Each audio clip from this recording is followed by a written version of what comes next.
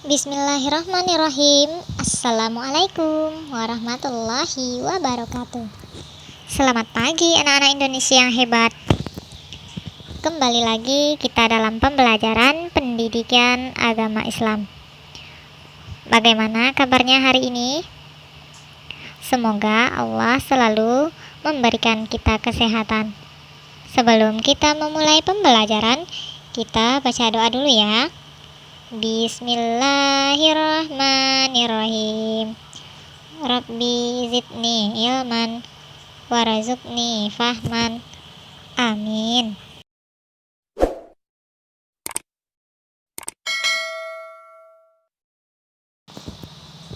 Coba kamu amati gambar berikut ini. Kira-kira apa yang dilakukan anak tersebut? Ya, benar sekali. Menolong teman yang sedang terjatuh. Menolong teman yang sedang terjatuh itu termasuk akhlak terpuji. Hari ini kita akan mempelajari senangnya berakhlak terpuji. Adapun tujuan dari pembelajaran kita adalah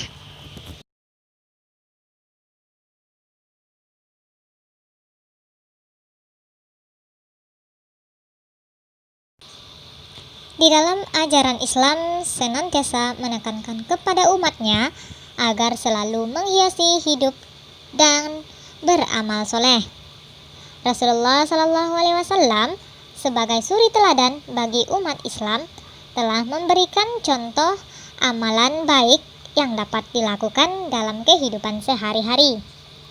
Sebagai anak yang soleh, kamu harus berusaha untuk selalu berbuat baik kepada siapa saja. Berbuat baik dapat dilakukan kapan saja dan di mana saja. Orang yang berbuat baik akan membawa kemaslahatan terhadap dirinya maupun orang lain yang ada di sekitarnya.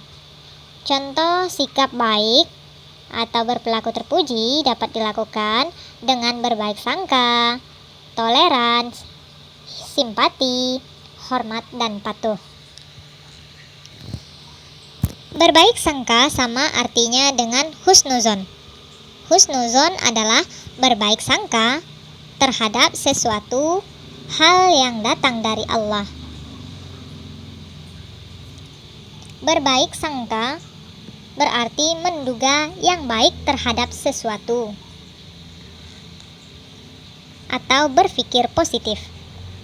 Dalam ajaran Islam, perilaku husnuzon selalu ditekankan kepada umatnya karena perilaku husnuzon dapat memberikan kemaslahatan bagi kehidupan. Berbaik sangka akan mewujudkan pikiran yang positif dalam menghadapi segala hal. Berbaik sangka juga dapat membawakan ketenangan batin. Sebaliknya, Islam menekankan umatnya untuk selalu menjauhi prasangka buruk yang dikenal dengan su'uzon. Su'uzon termasuk perbuatan tercela dan perbuatan dosa yang dilarang oleh Allah. Allah berfirman di dalam surat Al-Hujurat ayat 12 yang artinya, wahai orang-orang yang beriman, jauhilah prasangka, sesungguhnya sebagian prasangka itu adalah dosa. Dan jangan kamu mencari-cari kesalahan orang lain, dan janganlah ada di antara kamu yang menggunjing sebagian yang lain. Apakah ada di antara kamu yang suka memakan daging saudaranya yang sudah mati? Tentu kamu merasa jijik dan bertakwalah kepada Allah. Sesungguhnya Allah Maha Penerima Taubat, Maha Penyayang. Dari surat Al-Hujurat ayat ke-12 ini, Allah sudah mengingatkan kepada kita agar menjauhi prasangka buruk. Jangan mencari-cari kesalahan dan juga menjelekkan orang lain. Karena apa yang kita sangkakan belum tentu kebenarannya. Di samping itu, diri kita belum tentu lebih baik dari orang yang kita jelekkan. Dengan demikian, kita tidak menjelek-jelekan teman yang ada di sekolah ataupun di lingkungan rumah. pikiran kita hendaknya tidak dipenuhi oleh pikiran yang negatif. Sebaliknya, kita berpikir positif atau jernih dan mendoakan kebaikan untuk diri sendiri dan orang lain. Adapun kita sebaiknya berprasangka baik itu kepada Allah, kepada diri sendiri, dan kepada orang lain.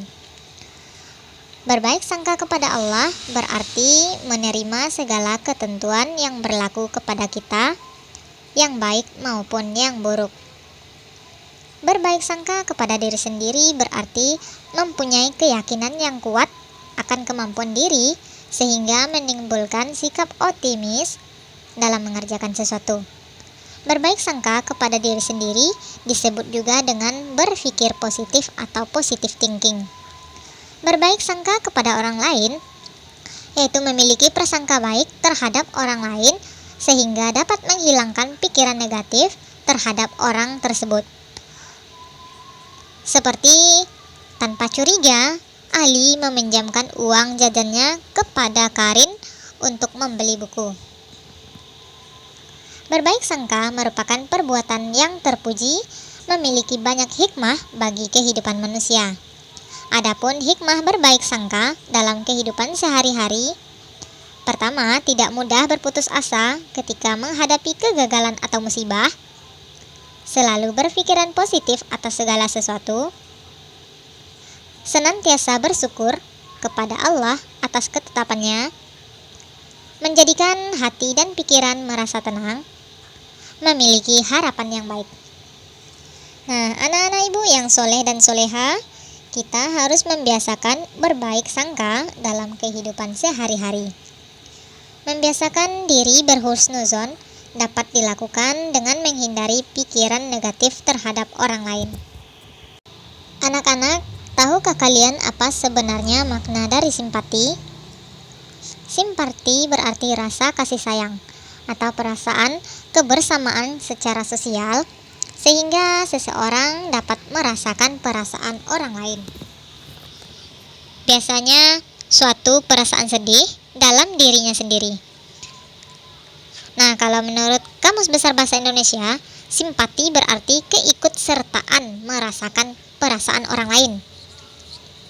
Contohnya, memposisikan diri kita dalam keadaan orang lain yang sedang gembira atau yang sedang sedih.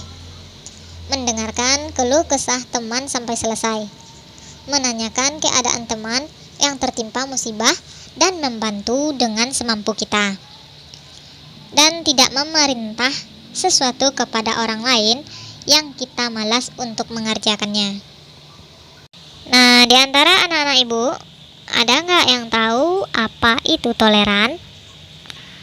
Toleran itu artinya adalah tenggang rasa, menghargai, membiarkan, membolehkan pendirian pendapat yang berbeda. Toleransi menuntut sikap saling menghormati dan bekerja sama di antara kelompok masyarakat yang berbeda, baik secara etnis, bahasa, budaya, politik, maupun agama.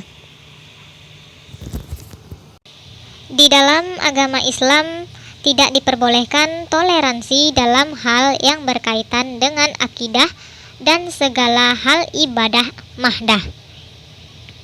Ibadah mahdah artinya adalah ibadah yang berhubungan hanya dengan Allah Subhanahu wa Ta'ala. Sebagai contoh, sikap toleransi yang dilarang adalah mengikuti peribadatan umat agama selain agama Islam dan mengucapkan selamat hari raya bagi umat agama selain agama Islam. Nah, sebagai orang Islam, kita tidak boleh mengucapkan selamat hari raya baik itu kepada agama Kristen, Hindu, Buddha, dan lain sebagainya, karena itu menyangkut hal ibadah dan juga akidah kita sebagai umat Islam. Batasan toleransi yang diberikan kepada penganut agama selain agama Islam, kita cukup dengan tidak mengganggu mereka melakukan ibadah sesuai dengan keyakinan mereka. Contohnya, menghormati orang yang sedang beribadah sholat dengan tidak mengganggunya. Menghargai teman yang berbeda pendapat dengan kita.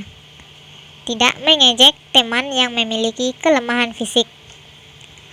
Tidak berbuat keributan ketika guru sedang menjelaskan pelajaran. Tidak membunyikan musik yang keras sehingga mengganggu orang lain. Menghormati orang lain yang berbeda agama atau suku dengan tidak mengejeknya.